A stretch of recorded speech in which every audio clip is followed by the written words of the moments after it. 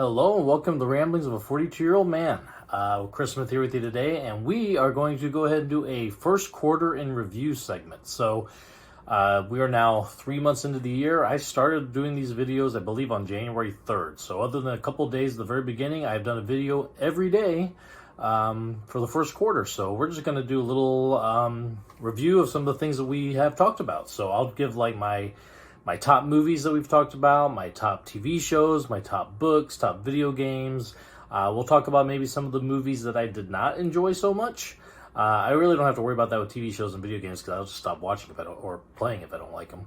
And then I'll do a little review on some of my favorite videos of the videos that I've made. This is, I think, 91, so we've done 90 videos so far. I picked out a few favorites. We'll go over the ones that have been the most successful when it comes to views, but then we'll go over my personal favorites as well. So stay tuned for our 2023 quarter one in review. All right, so let's begin, since probably my most reviewed or most rambles revolve around movies. So we'll do our top and our bottom of the movies that we've done the first quarter. So I was debating on whether to maybe split out horror versus regular, since I do so many horror movies, but I'm just going to do top 5 for now. Maybe later in the year, if I do like quarter 3 or quarter 4, maybe we'll end up doing that. Maybe the end of the year review, if I end up doing that, would be a way to split it. But let's just go with top movies so far. So my number 1 was actually not the first movie I did, I think the first theatrical movie that I did a review on, and that would be Megan. And that was the first movie in this year that I watched in theaters. Avatar 2, I did do a review on, that was actually released in December. I watched it in December, so I'm just going to go with things that I watched this year. So the first movie I watched this year was Megan, and it is still the top movie. It was my favorite movie experience. It was light, fun, with horror elements in there. I've actually have since watched the unrated version that they brought on streaming, and it was good too. I can see, the reasons they did what they did. You really didn't miss a whole lot with the cuts, and it made it where a bigger audience could go see it to make it PG-13. So still top of my movie-going experiences of the year. Number 2 is Plane, which is another big surprise for me. I had no high expectations at all going into this movie when I went to see it, and it was amazing. It was just a lot of fun, like throwback 80s, 90s kind of action movie. A lot of fun. Really enjoyed that one a lot. Next one would be Bullet Train, which is another one that maybe you see a bit of my the things that I like here. They're all fun. Like Bullet Train is a very fun movie. A lot of crazy action, very hyperactive, hyper aware, and just a lot of fun. I had a blast watching that one. Next would be Scream 6. So this one, not as fun, definitely more of a serious tone than other ones so far, but the Scream series keeps on trucking along. And while this one is not in the top of the Scream series for me, it's kind of near the middle area, still, when you get to the 6th entry of a horror series, you're not usually seeing a lot of quality. So at this point, it is really pleasantly surprising when you have a movie as good as Scream 6 was. And then number 5 was Knock at the Cabin, which, again, I love the book this was based off of by Paul Tremblay, Cabin at the End of the World. And, of course, I like M. Night Shyamalan as well. So I put them together, and I really did enjoy this movie. I liked the ending change that Shyamalan did to make it a little more, a little more of an upper note as you go in. The book is definitely a little more dour. But I enjoyed the uplifting ending of the movie. So that is top 5. As I said, Avatar 2 would be right up here at the top, but I watched that last year, even though I did review it. It was not watched on this year, so we're not going to review it for this quarter. All right, so let's get into maybe my not so favorite movies. So I'll say right now, number 1 was The Outwaters. Kind of a hyped indie movie, and I know a lot of people that did go to see it really liked it. I could not understand what was happening most of the time. I could not see what was happening most of the time. The found footage aesthetic was not used to its best ability, in my opinion, because there was just hardly any lighting involved at all, and so you had a hard time really telling what was happening. So Outwaters was my bottom experience. Infinity Pool would follow. This is another one. These big, these well, critics loved horror movies that I didn't get. And that's probably on me more than anybody else, but I did not enjoy it. I do like Brandon Cronenberg. I really enjoyed Possessor, but I did not like this one at all. By the end of it, I was really tired of hearing Mia Goth screaming, and it was not my deal. Same thing with Skinamarink. Now, Skinamarink it did what it was meant to do. Like, I was disturbed when I left the theater, driving home in the dark. I was definitely creeped out, but the movie itself was just like, what am I watching most of the time? By the end of it, the creepiness really does kick in and it gets better, but it took a solid hour before I was kind of like, okay, I get where this is going. I can ride with this. I kept thinking to myself in that first hour, like, oh my God, I don't know if I can sit through this whole movie. It does kick in eventually, but yeah, it was a tough sit through at the beginning.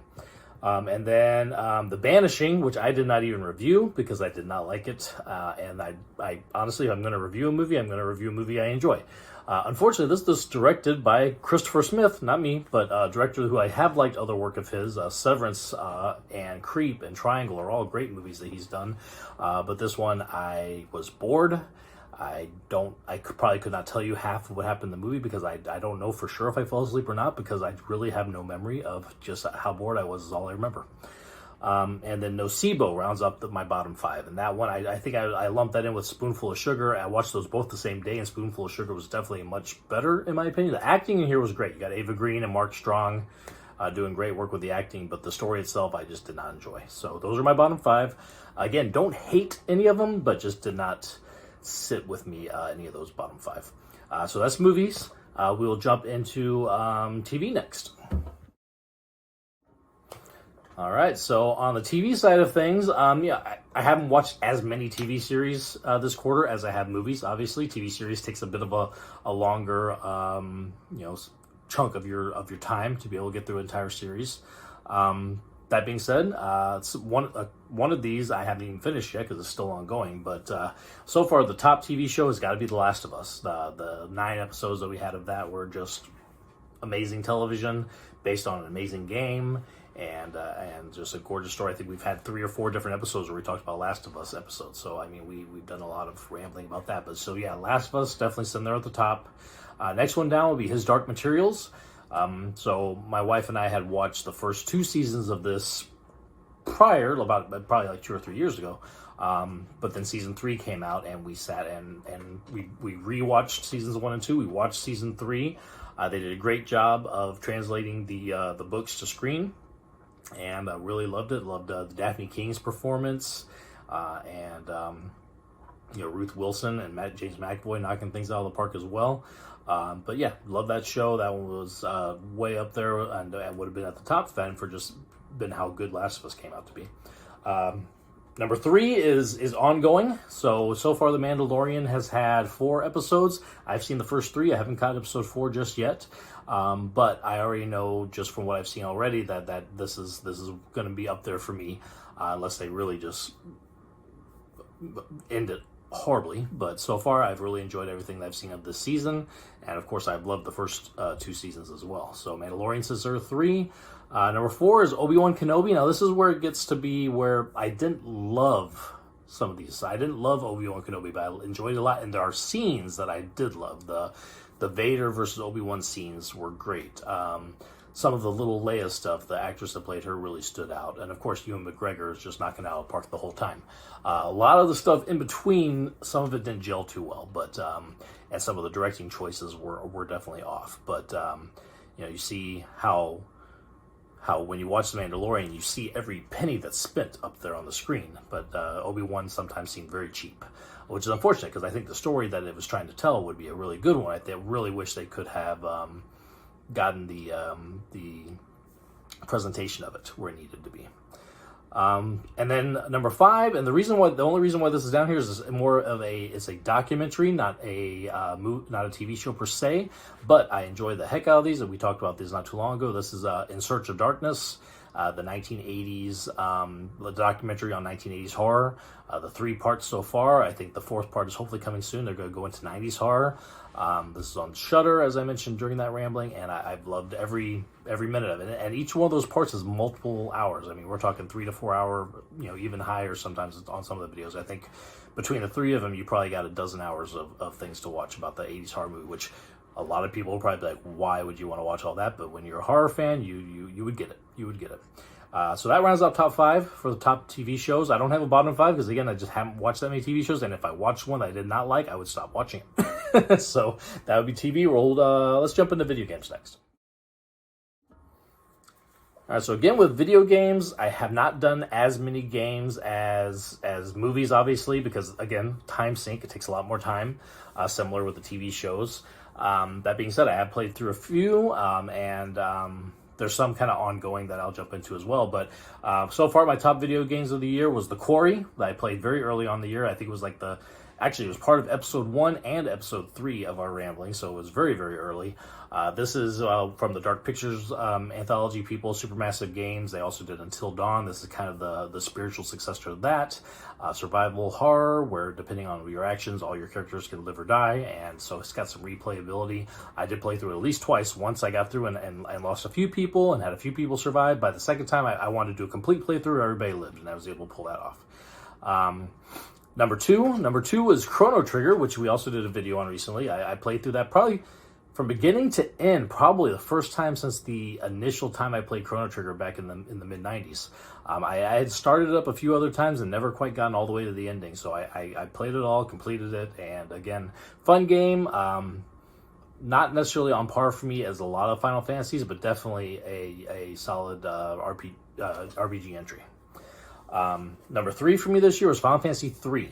So I did play Final Fantasy 3 last year, but when I was going to do my Final Fantasy series, I've only ever played it once, and so I didn't quite remember exactly all the story beats. So I'm like, well, let me replay it again right before I do the rambling. Luckily, it's a small enough game that I could play it and beat it in like 10 or 12 hours.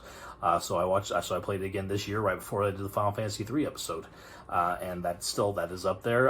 It's not as good as like a Chrono Trigger was, just because Chrono Trigger is a more modern game, a lot more character, a lot more story. Where Final Fantasy 3 was definitely a throwback to just level grind, go beat some monsters, go beat a boss. Okay, we're done. Speaking of, my number 4 game is Phantasy Star 2. Now, Phantasy Star 2 we have not rambled about yet, mostly because I am going to play Phantasy Star 3 and 4. And once our Final Fantasy series is kind of coming to an end, I'm going to pull out some other RPGs, and Phantasy Star is going to be a series I want to talk about. So I'm going to play through the 3rd and 4th one of those first. So Phantasy Star is similar to Final Fantasy, except it's on the Sega Genesis back in the day. So Phantasy Star 1 was actually on the Sega Master, which was kind of like their version of the Nintendo. And then Phantasy Star 2, 3, and 4 were on the Genesis system, which is the Sega version of the Super Nintendo, pretty much. That they were rivals at this time.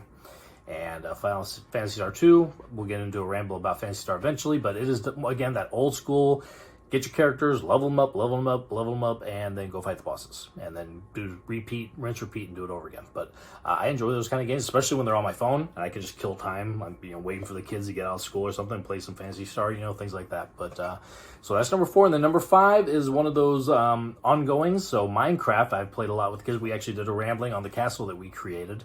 And I just had a ton of fun because, I can play that with the kids, and we're able to kind of have a little bit of, father and kids time with that. So I get to A, enjoy playing a video game, and B, enjoy being with my kids at the same time. So it's a win-win. And so that'll take us on top 5 of games. Now, I know we've done all these Final Fantasy games so far, but the only one I played actually this year was Final Fantasy 3, so that's why none of the other ones are on there. Final Fantasy 6 obviously would be top. Final Fantasy 7 would be up there. Final Fantasy 8 and Final Fantasy 4. All of those would probably fill up my top 5 if I'd played them this year, but I played them all last year, so we're not going to count those in our review for this quarter, but, we will still have rambles. We're up to Final Fantasy 9 will hopefully be coming out a little later this week, and we'll continue with that. But that's the top video games that I've played this quarter so far, this first quarter of 2023. And let's jump into our top books next. All right, so my favorite books of 2023 that I've read. And I'm only going to count ones that I've read for the first time this year. So, which, let me just get in right here. Don't Fear the Reaper from Stephen Graham Jones. We had an episode about My Heart is a Chainsaw and Don't Fear the Reaper a few weeks ago. I had read My Heart is a Chainsaw a couple years ago, so it was not a first time read, but it would definitely be in here in the top 5 if it was, and Don't Fear the Reaper is number 1. And it's actually, I enjoyed Don't Fear the Reaper even more than My Heart is a Chainsaw. And love it. Absolutely love that book. The slasher vibes that kind of go through it really set it apart, especially when you're a slasher fan. You can tell Stephen Graham Jones is a huge slasher fan, and so it was a lot of fun to read that book. Number 2, we'll get into another fun book. So Grady Hendrix, who is known for making fun, scary, offbeat horror stories. I read his How to Sell a Haunted House. and that one was a blast. The haunted house ended up kind of being like haunted puppets, which is really creepy. So yeah, good job there. Good family dynamic going on in that one as well. And that gets me down to number 3. 3 and 4 can kind of go together. They were both by Christina Henry, and that was Horseman, which was kind of that quasi sequel to The Legend of Sleepy Hollow. That one was a lot of fun. And then Near the Bone was the first one of hers I read, which kind of involved again, trigger warnings from that ramble that I had. Involved a child abduction, and then forced marriage, and then her finally escaping this violent situation and stuff. So there are a lot of hard stuff to get through on that one, but this is all against the backdrop of a monster on the mountain with him as well. So there's a lot of elements going through that one. But that brought Christina Henry onto my radar, which is why I started reading other books of hers. And then number 5 is by Christopher Golden. That was All Hallows. We covered that here just a few weeks ago. That one was a lot of fun as well. Christopher Golden is great with character building. And then getting into just, messing those characters up. And so that was a lot of fun. And that'll give us our top 5 when it comes to books. Again, I'm not going to have a bottom 5 for books, because if there's a book that I was not enjoying, I would stop reading it. I would also say I made this top 5 before I've had a chance to talk about a book I read just last week called The Changeling by Victor Lavelle. That one, honestly, would probably go up at the number 3 spot right now, but I want to let that one sink in a little bit more, and I want to do a video on that one before I really kick into, putting out my top books. But I enjoyed that one a lot, so that's kind of honorable mention right now until we have a chance to talk about it. All right, so next we will get into the videos. We'll do our kind of our most watched videos and then my favorite videos, and we'll cover those. All right, so my favorite videos versus the most watched videos don't always align. There are a couple that do, but they variate quite a bit. Vary quite a bit. Look, I'll find the right word eventually. This is why I don't edit this stuff. You get to see all this. But top videos, most viewed videos. So my number one of all things was the Plane ramble about the Gerard Butler movie Plane. 302 views. No idea why. I'm guessing YouTube saw the word plane and just started recommending it to anybody who was, I don't know, looking for an airplane possibly, or looking for an action movie. I had no idea. But anyway, it boomed. And this was episode 19, so I'm literally like 3 weeks in. Also, I'm like, oh, I've got videos hitting 302 views. I'm like, this is what it's going to be. I'm going to have hundreds of views every time no, this was really like a one-off thing. You'll see that the top 5 views are the only ones I've had that have hit 100. And so top 1 would be Plane. Next one was episode 65, the Chrono Trigger episode. That one hit 160 views. Again, no idea why. Some sort of YouTube recommendation that must have locked on that one, but 160, I was happy with that. I was a little like, hey, my Final Fantasy ones need to get up there too. That being said, number 3 was the initial Final Fantasy video. That one got up to 123. I was happy to see that. It was kind of the start of, this was really the first video where I'm like, I'm going to put a little more effort. I'm going to make it a little longer. We're going to do more shots up here of things that are going on. And so, yeah, I put a lot of work into that one. So it was rewarding to see that. Some of the Final Fantasy ones I worked on a lot since haven't gotten up there yet, but, still at least they're fun to work on, even though they take a little bit more time. Episode 4, Logan, the Logan movie ramble, hit 115 views. So that was fun. I love that movie, so I'm glad that people were taking a look at it. And then the J.J. Watt retirement video that I had back, this was episode 8, so just over a week starting, hit 100 views. And I have a feeling that I have a lot of family in Houston, so maybe they're watching it, and maybe somehow it got on people's radar that way. But yeah, so that one was a lot of fun. So those are all the ones so far that have hit 100 or more. I've had some that are like 80 something, 70 something. Dave's oboe solo, I got up to 89. I'm very proud of that one because that is proud daddy moment. A lot of people were watching that, so that was good to see. But yeah, let's get into the favorite videos. So I'm going to go in these episode order, not necessarily my favorite order, but I'm going to go and I kind of leafed through the episodes from the beginning and went through, things that were my favorite. So we'll start with episode 2, the second episode. And the reason I put that is, the first episode was definitely kind of a dry run to see how this would work. I was definitely felt like I was more wooden and not quite like showing any sort of personality or anything. I still find that I got to get some of my personality out more with these videos. But by episode 2, I was gushing about James Cameron. I was showing off my DVD collections. I felt like I was talking more than just having a conversation more than just, rattling onto the phone. So that's where I started to feel like, okay, this could be fun. I could do this. I could enjoy this. So yeah, that was the Avatar 2 one, the second episode of the season. Next one would be episode 16, is that Final Fantasy episode. I really, like I said, I worked harder on that one than I have on some of the other ones. I put a little more effort in, and it was rewarding to see that it got some extra views. And it's just a subject that I love. I love Final Fantasy, and I was kind of happy to get that series started. And, it's led to pretty much a weekly, I think I have released about one episode at least every week on a Final Fantasy game. So that's been a lot of fun. Next one would be episode 35. This was Dark Was the Night. The reason I love this is because Dark Was the Night is in my opinion, undervalued movie. Not enough people have seen it. And I know at least one person said that they were going to watch it based on this video. Thank you, Mom. Hope you watched it. Hope you liked it. So if it gets anybody, more eyes on it, that's a win. And I do. It was the first one I did, the Movies I Love series. That I hope to maybe get on more people's radar this way. Next would be episodes 58 through 60, which was a 3-part Final Fantasy VI episode. Again, my favorite game of all time. I loved talking about it. I loved putting together the episodes. The editing and adding all the pictures and stuff too was a lot of fun. It made me want to pull up the game and play it again, which would be like the dozen, 20th something time probably I played through that game. But Final Fantasy VI is always going to have a spot in my heart, and this video was one of my favorites. Episode 61, right after Final Fantasy, was for Hunt Her, Kill Her. And the reason I love this one so much, this was another little unknown horror movie. It was like in one theater in the Orlando area that I happened to be close to, so I was able to go watch it. I posted on Twitter that I had watched it and I really enjoyed it. And the director and the writer both jumped on there and said, hey, thank you for giving this a chance and thank you for watching it and putting out the video. So I love that. I love being able to connect with the people that actually made these movies. It's like, I really enjoyed your movie. Thank you so much for making it. And it's really rewarding when they see that somebody, took the time out to make the effort to talk good about their movie. I'm glad I was able to do that. I'm glad, however, I think I had 71 views or something. Whoever was able to see that, if anybody was able to go out and see the movie after talking about it, I hope it helped that the director and the writer hopefully be able to make more movies, because I think they did a great job.